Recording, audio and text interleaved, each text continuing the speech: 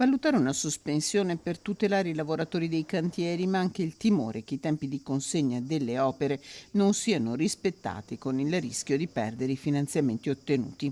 È per questo che il comune di Villanova di Campo San Piero ha inviato al Ministero dell'Interno una lettera in cui si chiede se in caso di necessità e vista l'emergenza caldo e l'ordinanza firmata dalla Regione sia possibile una deroga per due cantieri aperti in queste settimane, quello per la realizzazione della mensa della scuola primaria di via Giovanni XXIII e quello di messa in sicurezza idraulica e idrogeologica con realizzazione di pista ciclabile di via Piovega Nord. Ipotizzare di fermarsi un attimo quando ci sono queste situazioni penso sia una richiesta più che legittima. Non possiamo assolutamente permetterci di perdere questi fondi, abbiamo lavorato tantissimo per ottenerli ed è evidente che vogliamo portare a casa fino all'ultimo centesimo. Conseguentemente abbiamo chiesto al Ministero appunto se un'eventuale sospensione può comportare anche un'eventuale proroga dei tempi stabiliti. Se per i lavori della mensa è possibile anche rimanere all'ombra, ben diversa è la situazione in via Piovega Nord.